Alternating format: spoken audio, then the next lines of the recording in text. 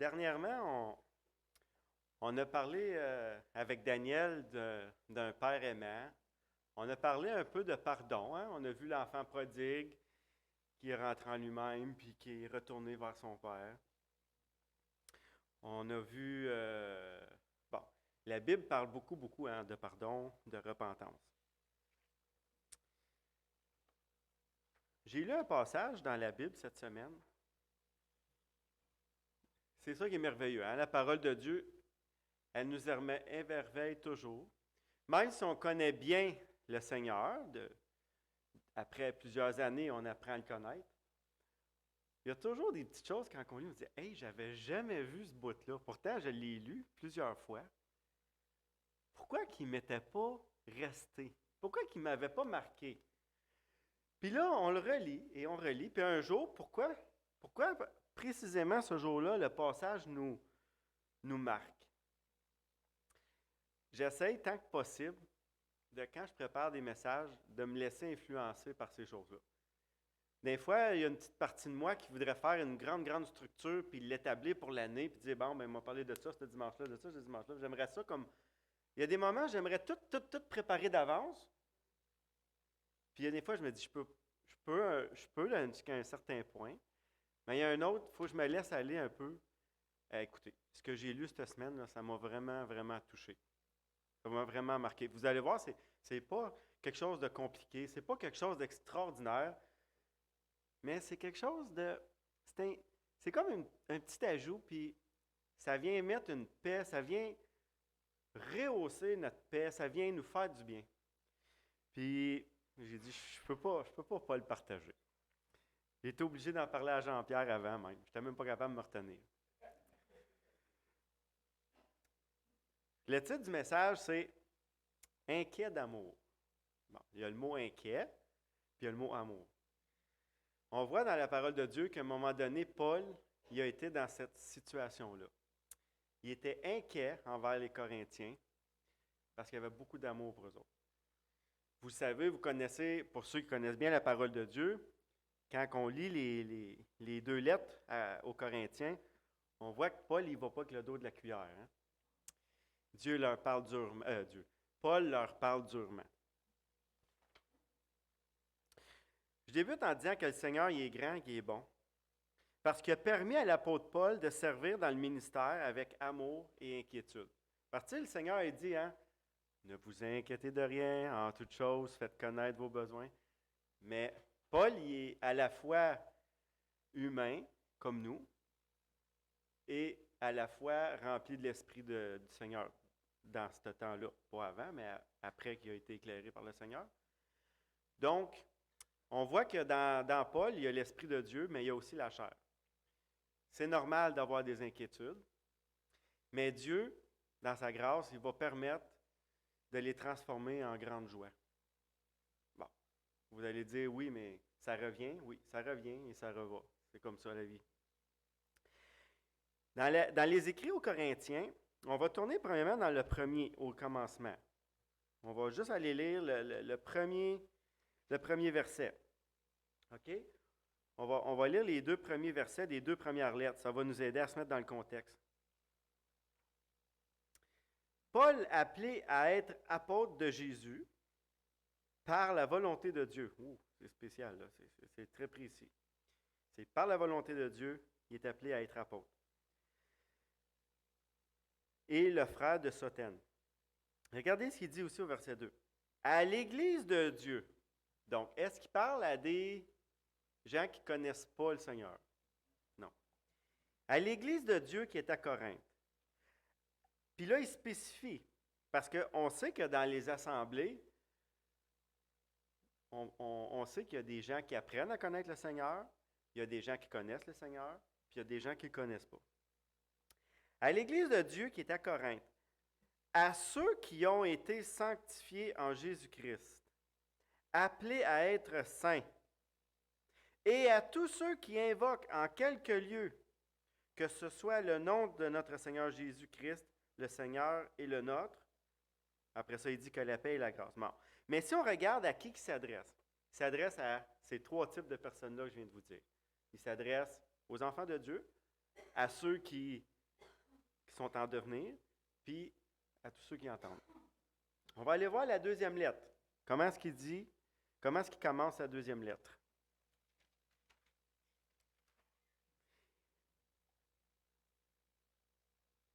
Il y a une raison pourquoi il a fait une deuxième lettre.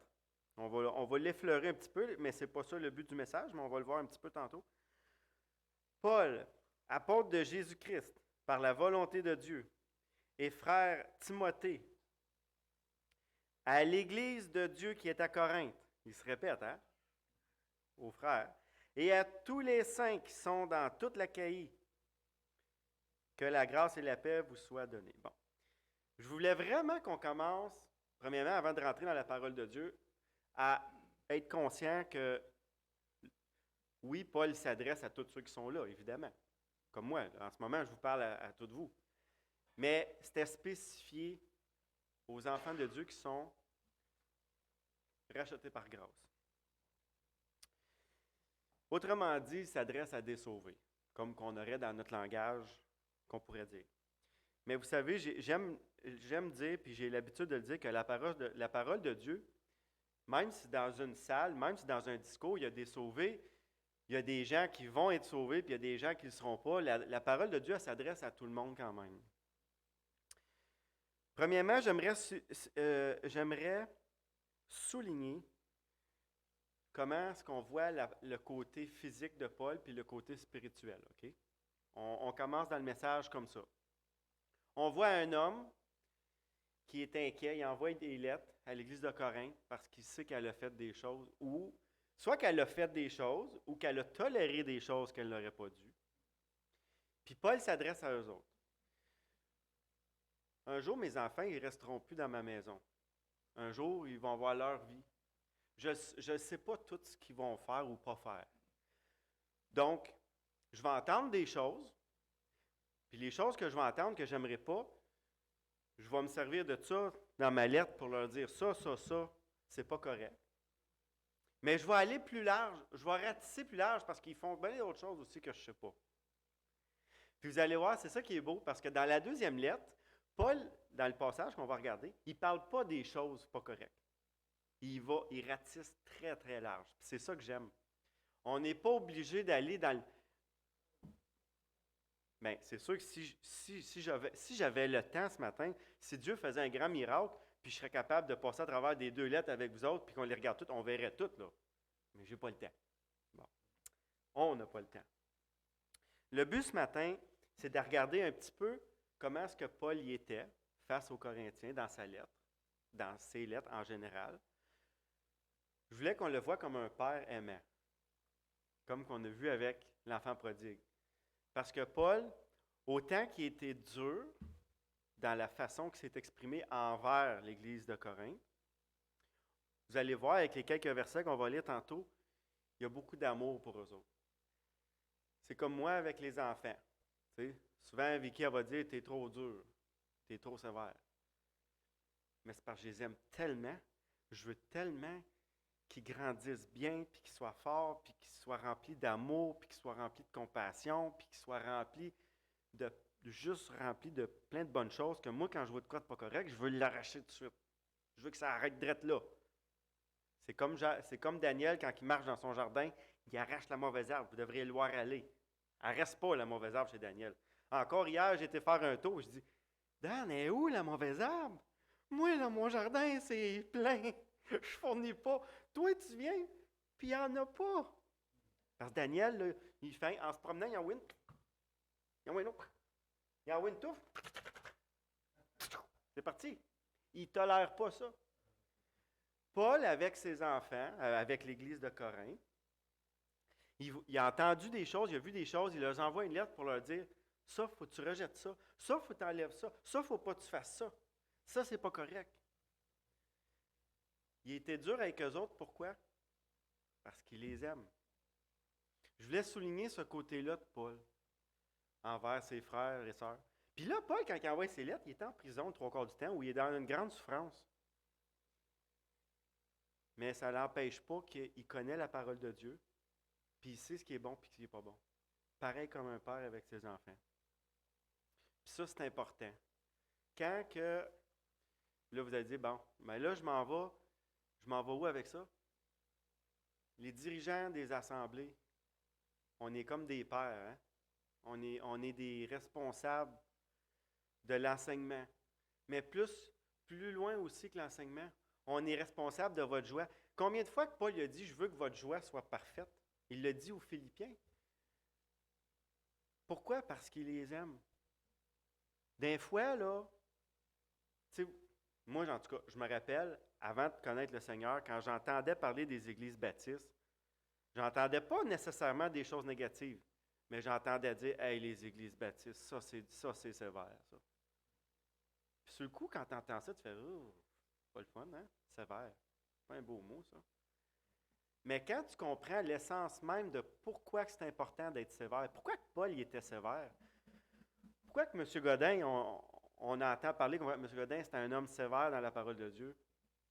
Mais ceux qui l'ont bien connu Paul, ceux qui ont bien connu M. Godin, ceux qui ont bien connu le Seigneur Jésus de son temps, pourquoi il était sévère?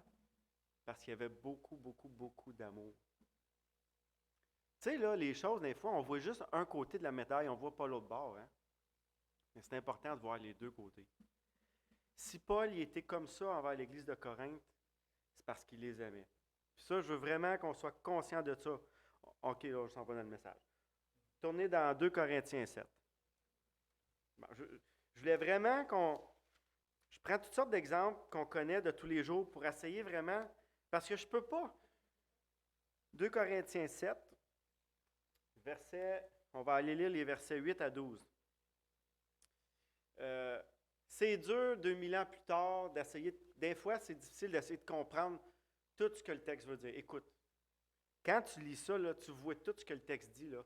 J'ai dit à Jean-Pierre, j'ai dit, je voudrais tout souligner les choses importantes, mais il y en a tellement. Ben, ce matin, on va regarder une partie. On va lire 7 de 8 à 12. Regardez comment ce que Paul il leur dit. Il leur dit, quoi que je vous ai attristé, il le sait. Moi, je le sais quand je fais de la peine à mes enfants, quand je les chicane. Je le vois. Je le vois que je leur ai fait de la peine. Pensez-vous que j'aime ça, leur faire de la peine? Voir mon petit gars pleurer en larmes, ça me déchire le cœur. Mais je n'ai pas le choix. Je ne peux pas le laisser continuer de même. Je ne veux pas qu'il devienne comme ça. Je suis son papa, je l'aime. Paul, il leur dit, quoi que je vous ai attristé par ma lettre. J'ai lu dans les commentaires, ils disent que c'est dans la première lettre, mais il y a un commentaire qui laisse sous-entendre que ça pourrait aussi être dans d'autres lettres ou dans une autre lettre. Il dit, je ne m'en repens pas. Ici, le mot repent, là, dépendamment dans quel contexte qui est utilisé, le mot repent peut avoir un sens de juste changer d'idée ou revenir en arrière. Okay? Il dit, en d'autres mots dit, même si je sais que je vous ai attristé, je ne la change pas, ma lettre.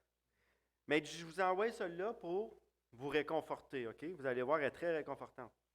Car je vois que cette lettre vous a attristé, bien que momentanément, je me suis réjoui à cette heure. Non pas de ce que vous avez été attristé, mais de ce que votre tristesse vous a porté à la repentance. Ici, il parle à l'Église de Corinthe, aux saints. Il parle aux sauvés. La repentance doit faire partie de notre quotidien. Pas dire à chaque fois que j'ai fait de quoi de pas correct, « Ah, Seigneur Jésus, je m'excuse. » là. C'est pas pour le salut, là. C'est revenir, se repentir, humilité, remettre au Seigneur les choses qu'on sait qu'on n'a pas faites de correct. Il dit la lettre, il dit, je me réjouis à cette heure, non pas de ce que je vous ai attristé, mais de ce que votre tristesse vous a porté à la repentance. Ça doit faire partie de la vie du croyant de se repentir. Pas se repentir pour être sauvé, on est sauvé. Pour les bénédictions, oui, on va faire des œuvres en Jésus-Christ, pas pour nous autres, pour le Seigneur, mais si on veut être un bon croyant, on voit que Paul, il a dit qu'il était heureux que la tristesse, elle a produit la repentance. Des fois, les moments difficiles de notre vie sont pour nous emmener à un niveau de joie plus haut, plus grand. Écoutez, Moi, j'ai connu M. Godin, je l'aime beaucoup. Quand M. Godin il venait me voir quelque chose, puis il me dit « Hey, je suis fier ou je suis content de toi. » Hey, pouvez-vous savoir ce que ça me faisait en dedans? Parce que j'avais beaucoup d'appréciation pour lui. Eux autres, c'était la même chose. Ils l'aimaient beaucoup, Paul, l'Église de Corinthe. Ils ont été attristés de la lettre. Mais regardez ce que ça l'a produit. Des fois, il ne faut pas regarder trop longtemps le moment présent. Il faut rester en suspens et attendre un peu. Ça produit des bonnes choses. Il dit, car vous avez été attristés selon Dieu, afin de ne recevoir de notre part aucun dommage. Là, je veux mettre un petit bémol sur le verset 10, OK? Parce que là, vous allez dire, oh, ouais, c'est compliqué le verset 10, c'est quelque chose, là. C'est le verset 10, moi, quand j'ai fait ma lecture, vite, vite, je lisais vite, vite, vite, je voyais rien de tout ça, là. Tu sais, quand tu lis vite, tu vois rien de tout ça, là. Là, il y a un verset qui t'arrête, puis qui te fait méditer, puis là, oups, tu retournes en arrière, tu vois en avant. Oh, là, ça commence à prendre forme. C'est le verset 10 qui m'a arrêté, puis qui a fait en sorte qu'on a ce message-là aujourd'hui. On va le lire ensemble, je vous l'explique. En effet, la tristesse, selon Dieu, produit une repentance à salut dont on ne se repent jamais. Oh, vite, vite, là, c'est contradictoire. Vite, vite. OK? Tandis que la tristesse du monde produit la mort. Hey, je l'ai-tu tourné dans ma tête, ce verset-là? Je l'ai-tu tourné?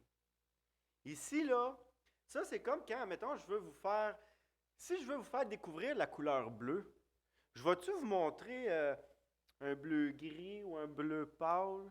Non, je vais vous montrer le bleu pétant, le bleu d'origine. Si je veux vous montrer le noir, je ne vous montrerai pas le gris ou je vais vous montrer le noir. Là, au verset 10, là, il va à l'extrême opposé un à l'autre. La tristesse, selon Dieu, produit une repentance à salut dont on ne se repent jamais. C'est quoi ça veut dire, dont on ne se repent jamais?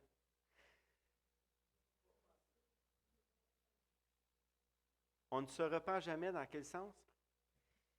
Il y a depuis longtemps, on a vu avec Jean-Pierre, quand il a présenté Arminius puis Jean Calvin, on a vu qu'il y avait un des deux qui allait tellement loin dans sa pensée qu'il disait qu'on pouvait aller jusqu'à perdre notre salut. Hein? Vous vous rappelez, Jean-Pierre, il a présenté ça. Arminius, sa pensée profonde, lui, tu pouvais perdre ton salut. C'est quoi que ça veut dire, une repentance à salut dont on ne se repent jamais? On sait que le mot repentance, ça veut dire faire demi-tour aussi. Hein? Si je me suis repenti dans ma vie de mes péchés, puis que j'ai commencé à marcher avec le Seigneur, je ne retournerai pas. Je ne retournerai pas. Puis il ne dit pas juste, je n'y retournerai pas. Il dit, elle produit une repentance à salut dont on ne se repent jamais. Mes brebis sont dans ma main. Personne ne les ravira de ma main. Personne, c'est qui? C'est personne. Il dit, moi là, quand j'ai vu ce passage-là, j'ai appelé Jean-Pierre. J'ai dit, Jean-Pierre, comment ça? J'ai jamais vu ça avant. Hey, il est écrit noir sur blanc comme quoi que quand tu as ton salut, tu sais, on le voit de plusieurs manières avec Jean 10, 28, on le voit dans plein d'autres facettes de la Bible, de plusieurs manières qu'on ne parle pas de notre salut. Mais là, il dit que la tristesse de Dieu, le jour que tu as été attristé, puis que tu as vu ton état, quand tu as vu que tu n'étais rien là, devant Dieu, puis tu étais couvert de péché, puis qu'il n'y a rien qui pouvait te séparer, il n'y a rien qui pouvait enlever tes péchés, tu as été rempli d'une humilité profonde, tu as été attristé de voir qui tu étais. Ça, c'est la tristesse selon Dieu. Elle produit quoi, cette tristesse-là? Une repentance à salut dont on ne reviendra jamais dans cet état-là avant. Pour ceux qui étaient là mercredi, là, 2 mercredis, ou je ne sais pas si c'est celui d'avant, celui de la semaine passée, des fois j'en perds des bouts, je me mélange, là, mais on a vu que le fou sur le sable bâtissait sa maison. Hein, pour ceux qui se rappellent un peu.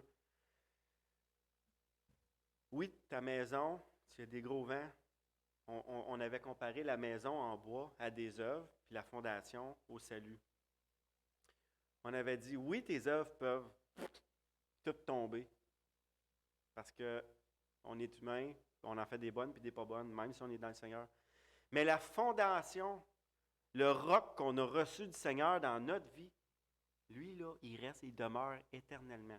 Ça veut dire, oui, tu peux rentrer dans la présence de Dieu avec rien que des œuvres pas bonnes, puis tu vas aller, quand ils vont passer au jugement, tes œuvres, il ne restera pas grand-chose.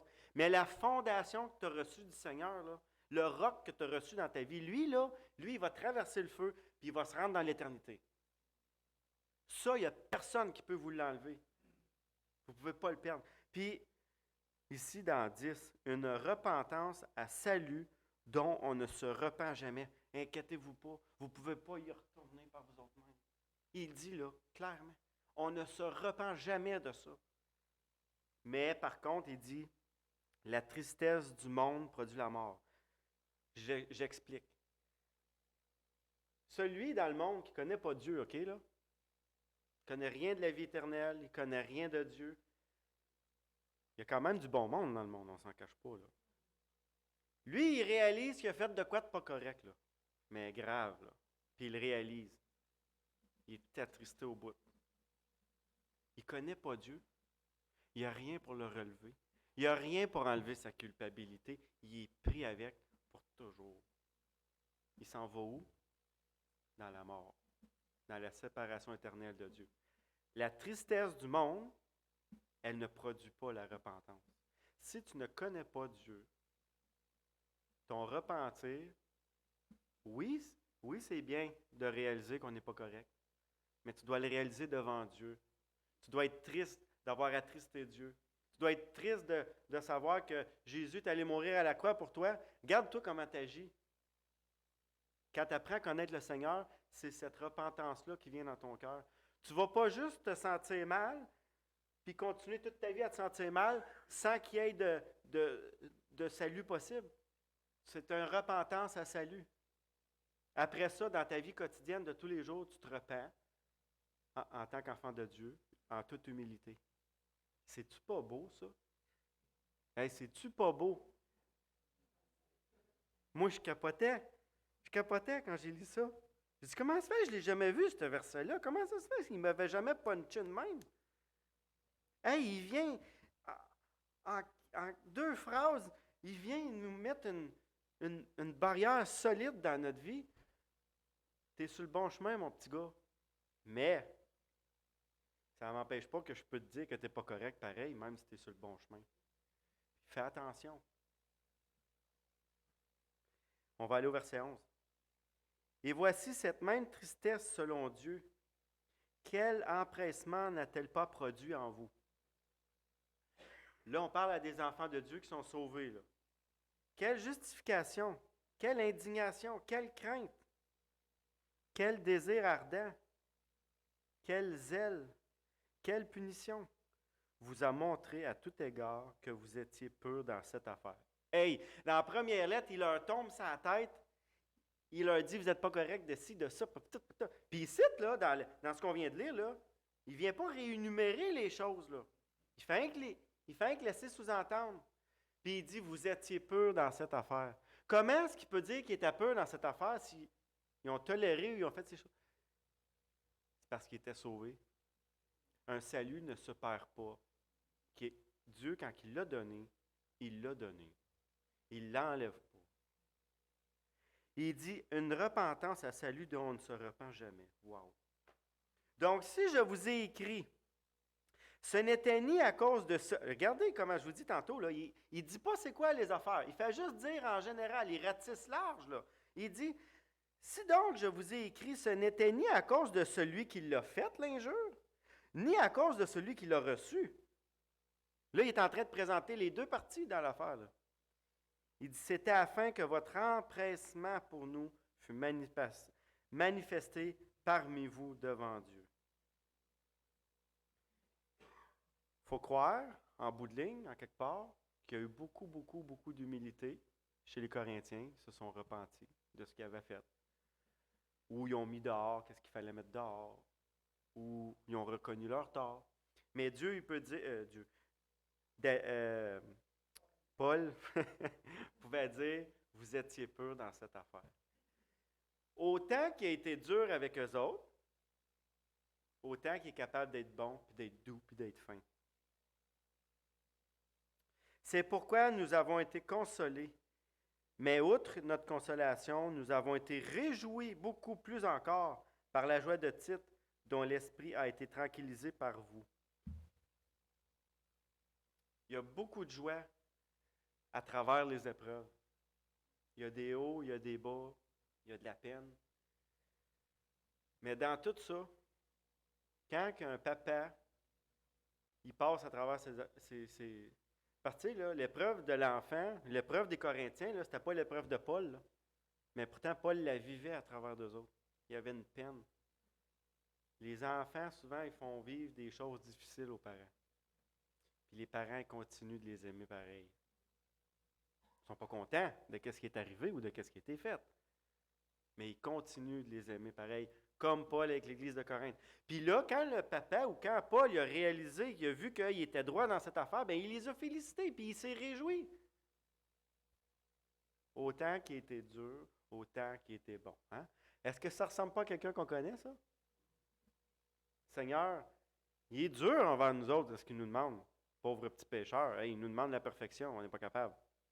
Mais il était tellement bon qu'il est allé à la croix pour nous autres. Toutes les histoires pointent vers Jésus. La manière que les autres ont marché avant nous autres, la manière que nous autres on marche aujourd'hui, les gens, quand ils nous voient, on est tous à la suite du Seigneur Jésus. On marche sur les traces du Seigneur Jésus. On veut ressembler au Seigneur Jésus. Tout pour le Seigneur Jésus. Tout le temps.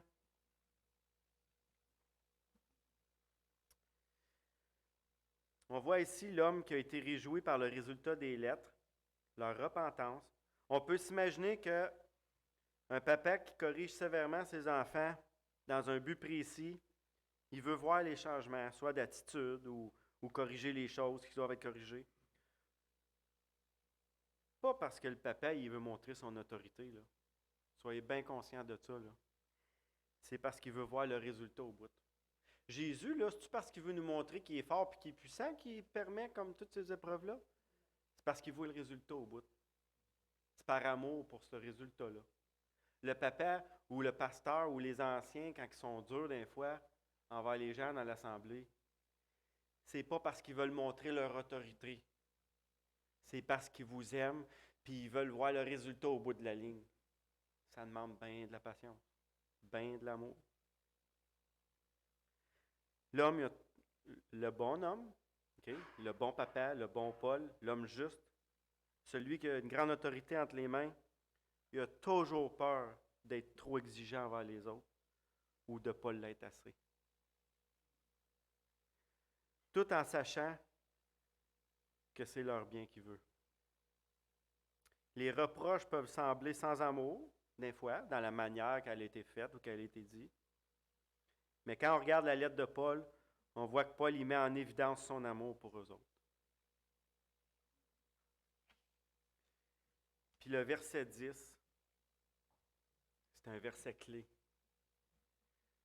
Parce que si tu le lis vite et tu ne rentres pas dans le contexte, c'est contradictoire. Une repentance à salut dont on ne se repent jamais. Mais là, on se repent-tu ou on ne se repent pas? C'est pas ça que ça veut dire. La repentance à salut, ça veut dire tu as demandé pardon pour tes péchés au Seigneur Jésus, il t'a pardonné, puis tu ne retournes plus. Tu n'y retournes plus. Jamais. Le mot jamais, là, il est fort dans ce texte-là. Là. Il est puissant. Jamais. Ta maison va toute bien brûler. Il va tout bien rester à la poignée de porte. Mais ta fondation, elle est toujours là. Le rocher que tu as reçu dans ta vie. Jésus, c'est ça qu'il est venu faire avant qu'on commence à bâtir. Ou on avait commencé à bâtir, puis il a dit, oh, petit gars, là, tu bâtis sur le sable. Là. Tiens, voilà une belle fondation, puis bâtis là-dessus. Mais même si on bâtit là-dessus, c'est encore nous autres qui bâtis.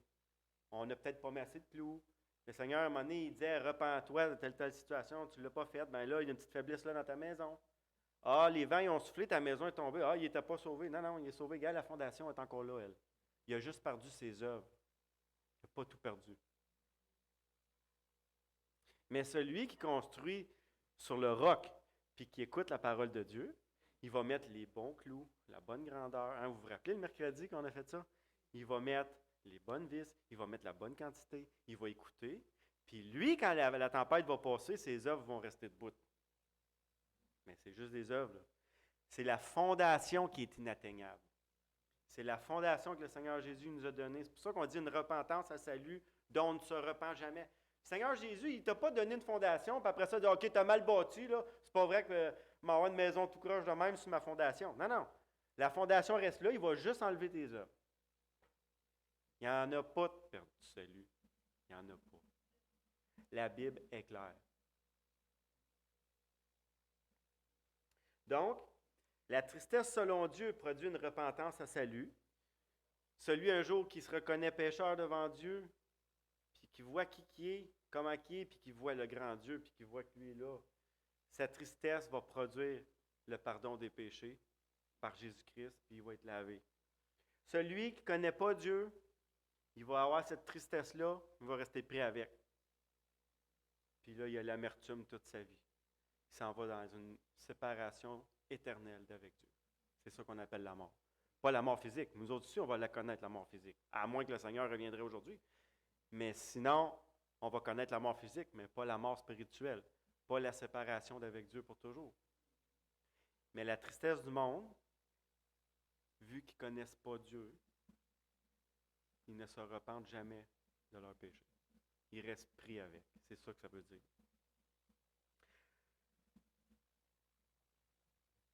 J'ai-tu le temps? Oui, oui.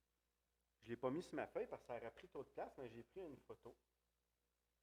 Et je voulais vous lire la définition. Bon, là, j'ai un petit plaisir. Là, je suis parti là-dessus dernièrement. Là. Je ne sais pas pourquoi. Je vais lire plein de définitions des mots dans la parole de Dieu, puis je vais lire la définition dans les dictionnaires pour voir qu'est-ce que les hommes disent. Puis je compare avec la Bible.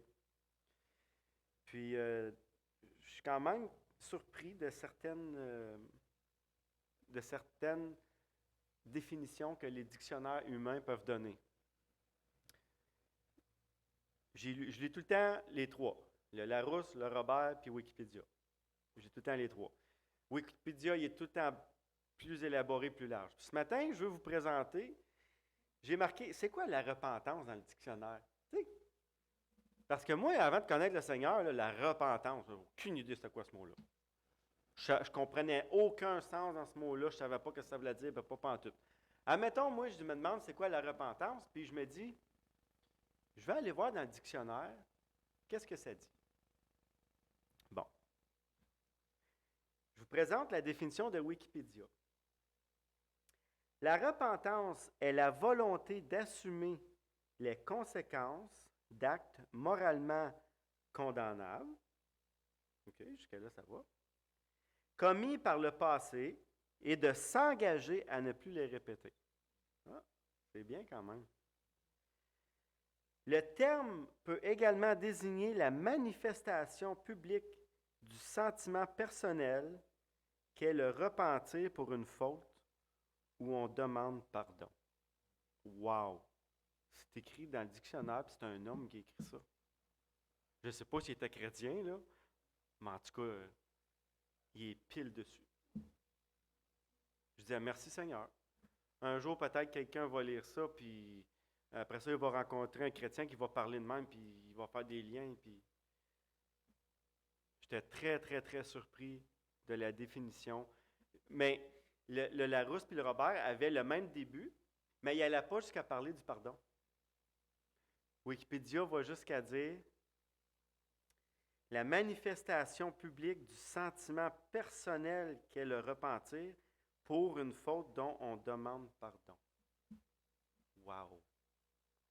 Hey, je vous le dis, quand j'ai préparé le message cette semaine, j'étais stupéfait. J'étais rempli de joie.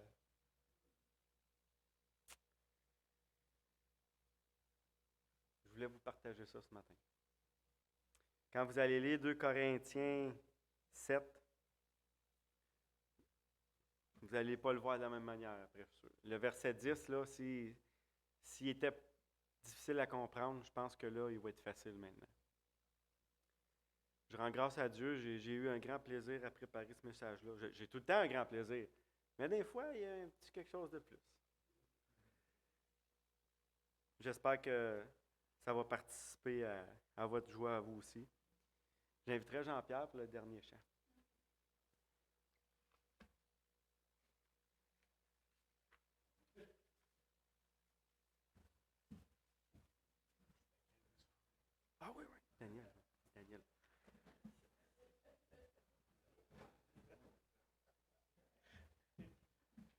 quand Carl m'a appelé pour me partager tout ça, là, il y a bien des choses là, qu'il m'a dit au téléphone, mais qu'il n'a pas parlé ce matin. Et, il m'a amené, il dit, regarde, il dit, la tristesse selon Dieu, Pierre, la tristesse selon l'homme, Judas. Pierre a été régénéré, la tristesse venait de Dieu, mais l'autre, c'est juste un regret. C'est juste, et il s'est tué. Et